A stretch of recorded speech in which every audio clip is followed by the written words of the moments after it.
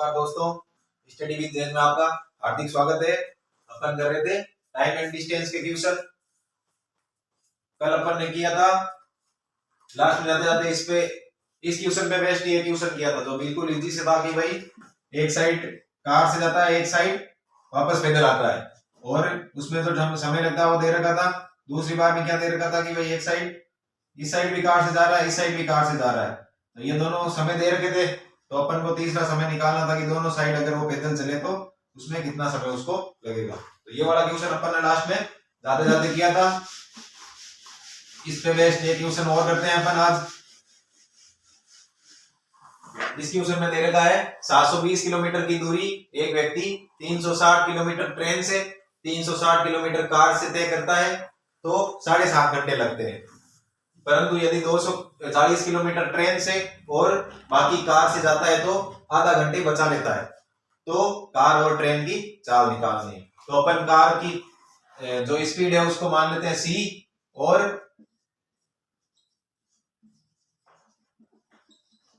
जो ट्रेन की स्पीड को अपन मान लेते हैं t। ठीक है, ट्रेन की स्पीड। सबसे पहली कंडीशन अपने को दे रखी है 360 किलोमीटर ट्रेन से, तो समय ये लगेगा, प्लस 360 किलोमीटर किससे जा रहा है, वो कार से जा रहा है, तो टोटल समय कितना लग रहा है 7.5 घंटे।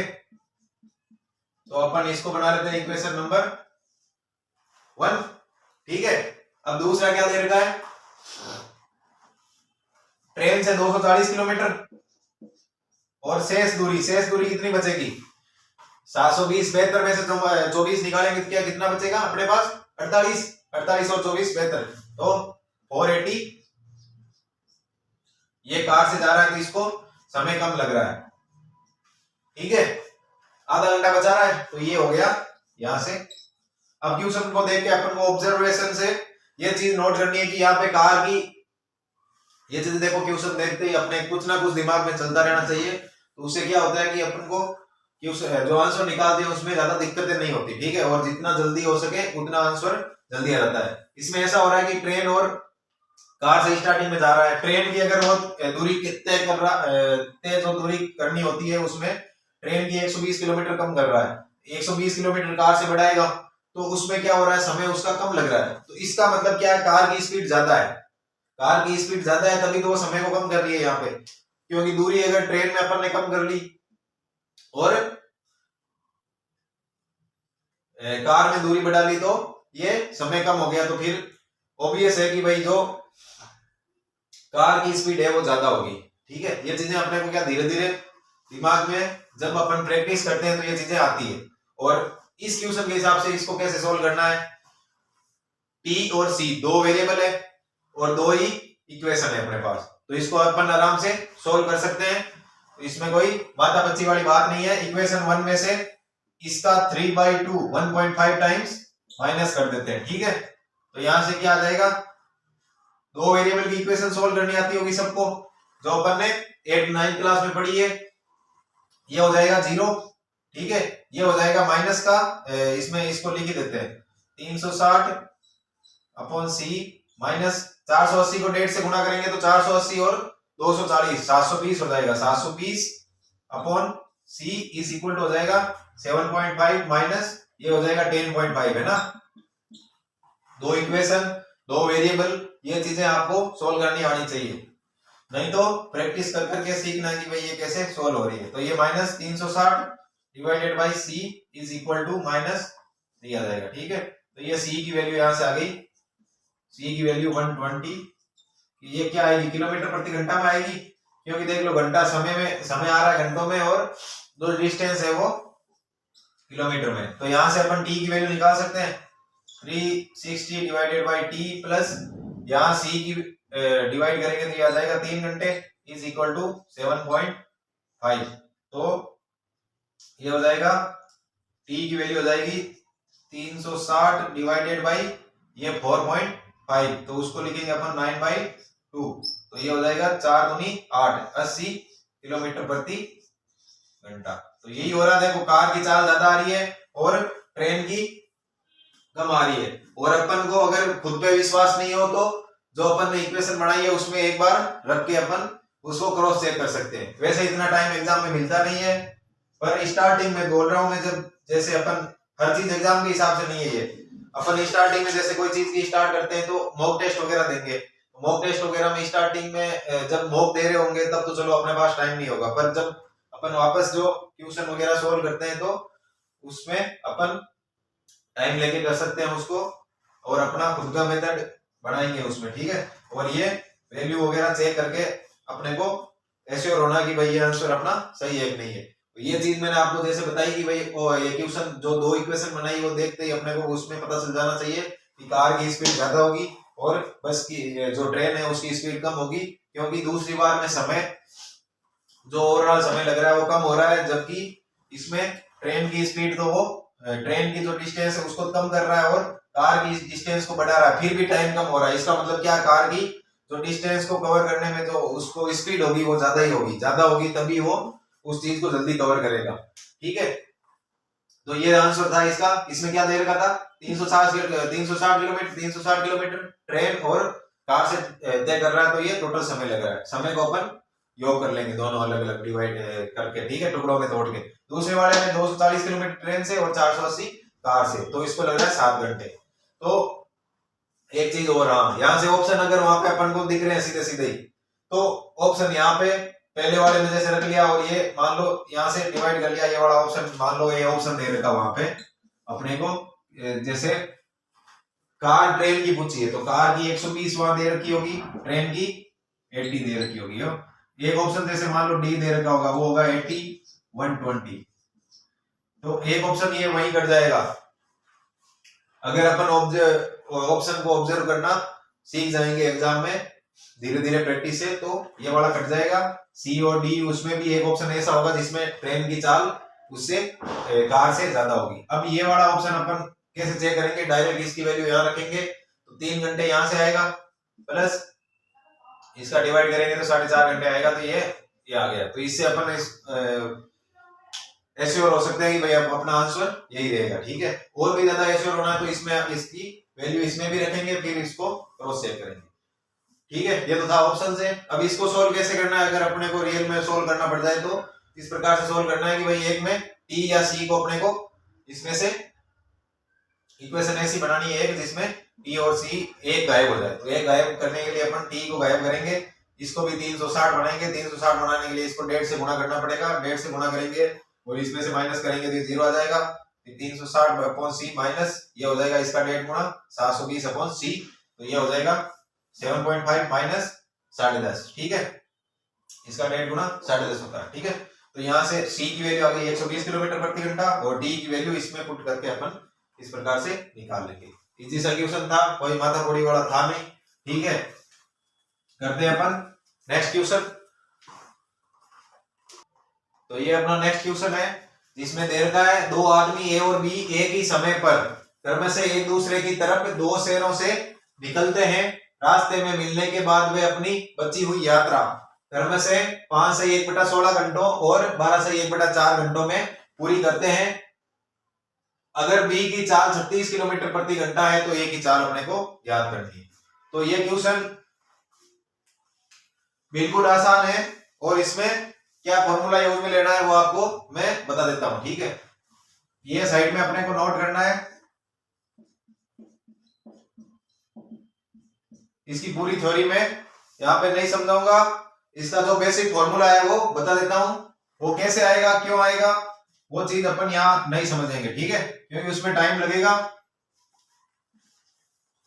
ये डिस्टेंस है, यहां से ए स्टार्ट होता है, ठीक है, यहां से बी स्टार्ट होता है, ये बीच में कहीं मिलते हैं, ये मिलन पॉइंट है इनका,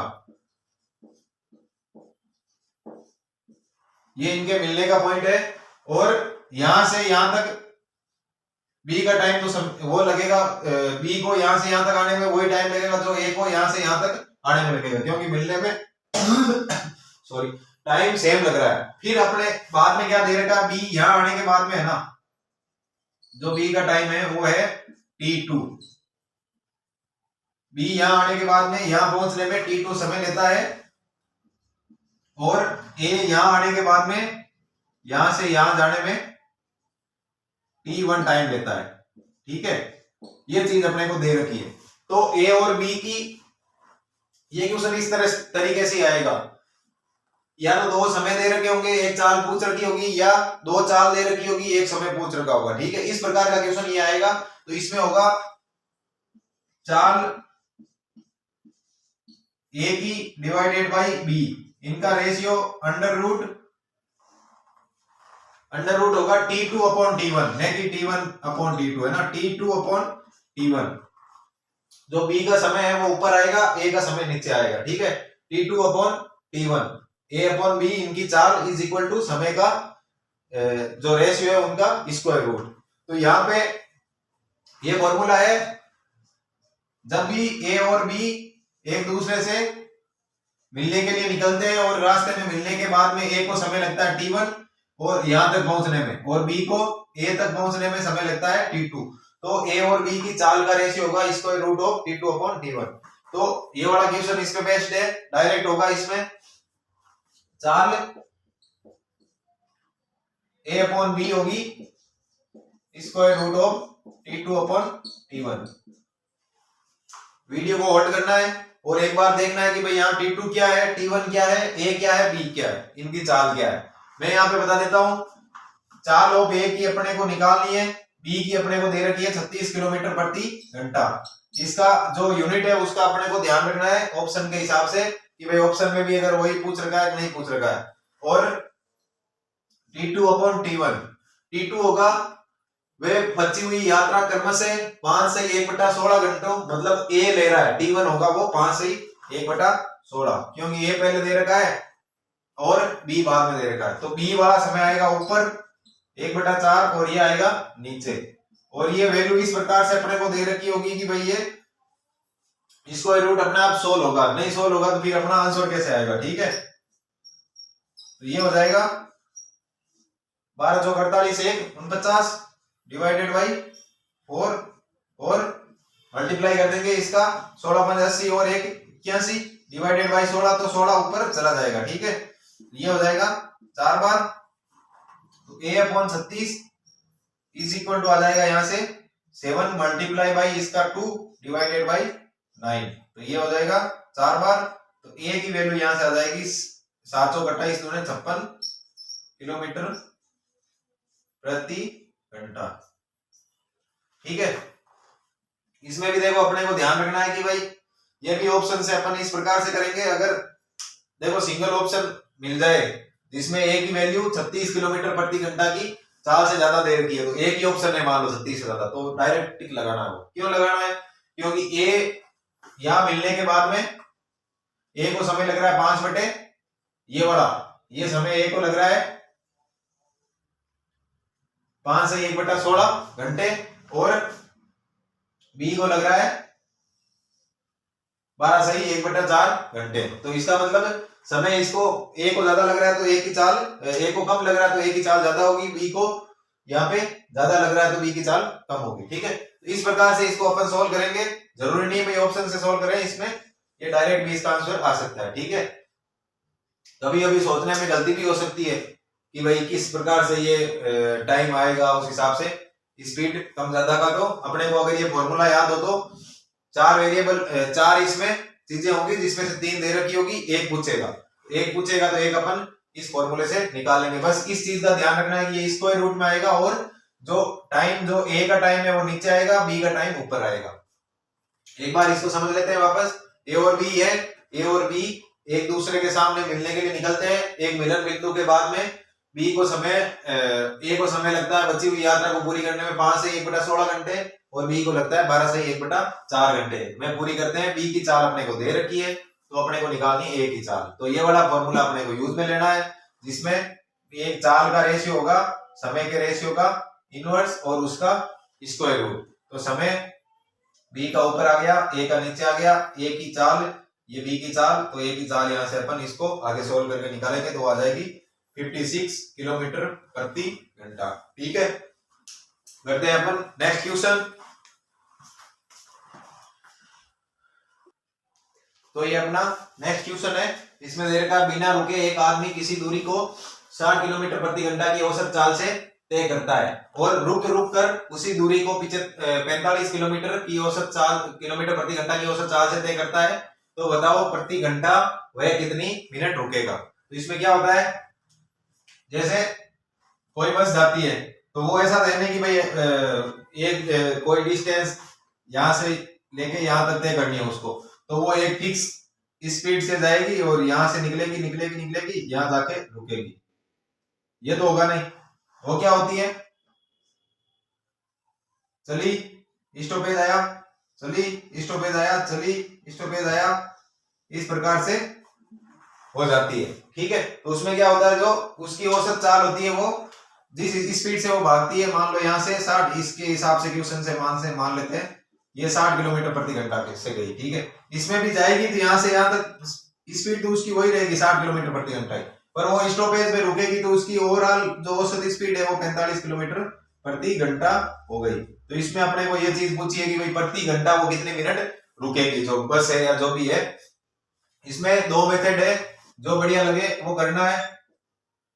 मेथड फर्स्ट वाला है, उसमें डायरेक्ट फॉर्मूला है, उसमें ऐसा है कि भाई जो रुकने का प्रति घंटे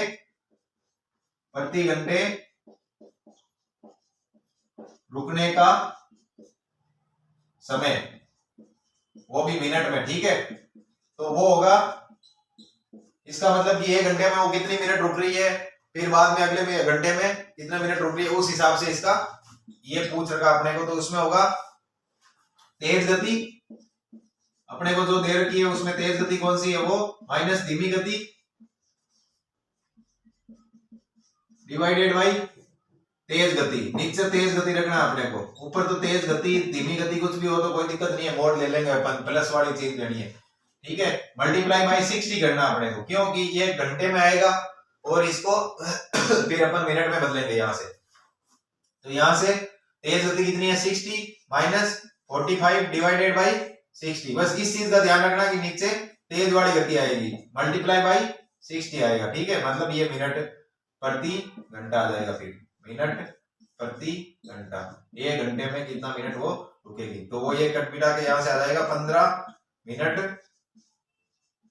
प्रति घंटा। ठीक है, ये तो एक फॉर्मूला है इसका। अब अपन इसको दूसरी तरीके से भी कर सकते हैं, उसमें समझ में आसानी से आएगा। पर एग्जाम के लिए ये वाला फॉर्मूला अपने को हर हाल में ध्यान रखना है, ताकि अपना ट्यूशन इसमें ज्यादा टाइम नहीं लगे। नहीं तो फिर क्या होता है कि अगर फिर इस पे प्रैक्टिस नहीं होगी या फॉर्मूला याद नहीं होगा तो बंदा क्या करेगा, 60 और ये 45 है तो इसके हिसाब से दूरी मानेगा, फिर उसका समय निकालेगा, फिर वापस वही गुणा भाग करेगा, तो उसमें उसको टाइम लग जाएगा और ऑप्शन में कहीं ना कहीं गलती हो सकती है कि भाई यहाँ जैसे फॉर्मूले में भी यहाँ गलती हो गई, मान लो चलो ऊपर वाला निकाल लिया, प्लस कर लिया, ठीक है, तो 15 डिवाइडेड बाई 45 कर दिया, यहाँ से तेज गति की जगह धीमी गति कर दी, तो आंसर उसका गलत हो गया और ऑप्शन में पक्का वही मिलेगा, दोनों चीजें पक्का मिलेगी। मेथड सेकंड है, वो चीज समझने के लिए बस, उसे भी करना चाहो तो आराम से कर सकते हो, इजी सा मेथड है। वो अपना एलसीएम वाला मेथड है, इसमें दे रखा है भाई कितनी, पहले वाली कितनी है चाल 60 किलोमीटर प्रति घंटा, दूसरी वाली है 45 किलोमीटर प्रति घंटा, तो अपन एक दूरी मान लेंगे जो इन दोनों का एलसीएम होगा वो कितनी होगी 180 किलोमीटर। ठीक है, ये एक डिस्टेंस हो गई मान लेते हैं। तो इसमें टाइम कितना लगेगा, 3 घंटे लगेंगे, 3 घंटे, और इसमें से लगेगा टाइम 4 घंटे। तो अब रुकने का समय क्या होगा, रुकने का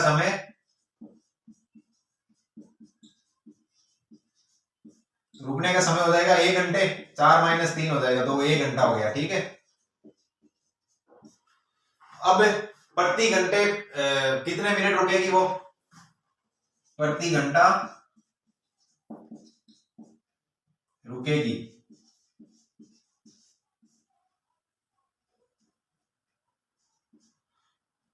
मिनट में ना, तो उसके लिए क्या होगा, जो कितना 1 घंटा रुक रही है वो टोटल एक कितने में से रुक रही है, 4 घंटे में से रुक रही है, क्योंकि उसकी जो स्पीड है वो इस हिसाब से जा रही है, ट्रेन ओरिजिनल स्पीड से नहीं जा रही है, ट्रेन या बस जो भी हो, ठीक है, वो 4 के हिसाब से जा रही है, 3 के हिसाब से नहीं जा रही है, 3 के हिसाब से नहीं होंगे वो, 3 तो ओरिजिनल है कि 3 में तो रुकेगी नहीं वो, 4 में ही रुकेगी वो। अगर 60 किलोमीटर प्रति घंटा की रफ्तार से जाएगी तो उसको रुकना ही नहीं पड़ेगा, उसको 3 घंटे में तो पहुंच जाएगी वहां पे। अगर 45 किलोमीटर प्रति घंटा की रफ्तार से वो जाएगी तो 4 घंटे लगेंगे उसको, तो 4 में से वो कितना घंटा रुकेगी, 1 घंटा रुकेगी। तो 4 में से 1 घंटा रुकेगी, ये आ गया घंटों में। तो इसको मिनट में बदलना भाई, 1 घंटे में ये 1/4 घंटे रुकती है, तो 1 घंटे में कितना मिनट रुकेगी, तो वो हो जाएगा यहां से 15 मिनट। है दोनों ही मेथड आसान है बिल्कुल। आपकी मर्जी है भाई किस हिसाब से आप करते हो, क्योंकि इसमें क्वेश्चन दूसरी तरीके से भी आ सकता है, तो इसमें अगर अपन डायरेक्ट फॉर्मूला याद रखेंगे तो वो अपने लिए बेटर होगा। ये है भाई एक समझने के हिसाब से मैंने ये चीज आपको बता दी। एक बार इसको वापस कर लेते हैं। इसमें क्या होता है कि भाई तेज एक स्पीड दे देंगे भाई, कांस्टेंट स्पीड से अगर कोई दूरी तय करती है तो वो वाली स्पीड अपन को दे देंगे, और अगर रुक रुक के तय करती है तो वो वाली स्पीड अपने को औसत चाल लास्ट की दे देंगे। इसका मतलब ये नहीं है कि वो ट्रेन या बस जो भी है वो इस स्पीड से जा रही है, इस स्पीड से नहीं जा रही है, स्पीड उसकी वही है, पर वो क्या है रुक रुक के जा रही है तो उसकी औसत स्पीड कम हो जाती है। ठीक है, ये चीज अपन ने भी ऑब्जर्व किया होगा। जैसे ट्रेन अपन जैसे गूगल में देखते हैं अपनी स्पीड, एक कार का एग्जांपल ले लो।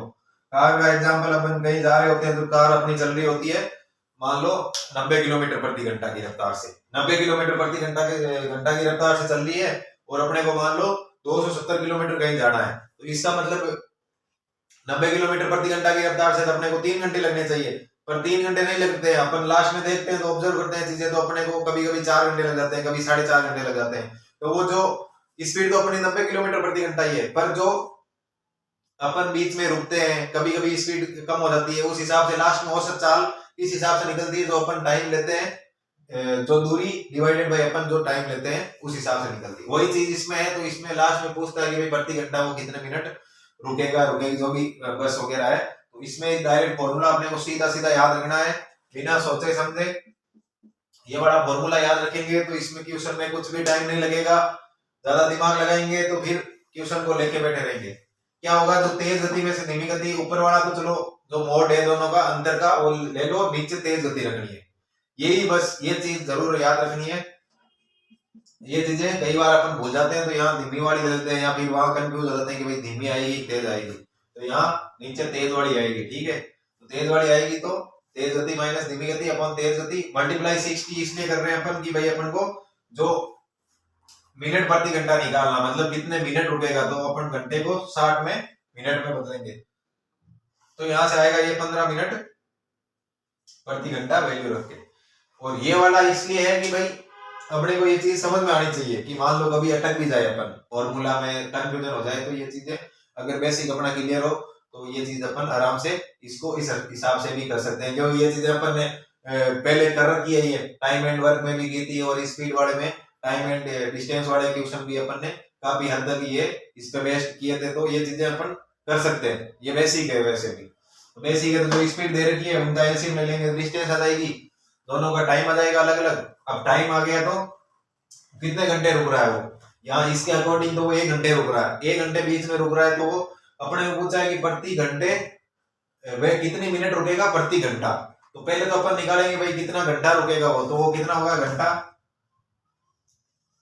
टोटल टाइम अपन डिवाइड कर देंगे, तो वो इतना 1/4 रुकेगा प्रति घंटा, मतलब 1 घंटा रुक रहा है 4 घंटों में से, तो प्रति घंटा 1/4 घंटा हो गया। अब इसको अपन मिनट में अपने आप ही ये कन्वर्ट करके इसका आंसर ये आ जाएगा। ठीक है, बिल्कुल बेसिक से क्वेश्चन थे अपन ने किए इस पे बेस्ड। ठीक है, और भी होंगे क्वेश्चन तो वो करेंगे अपन,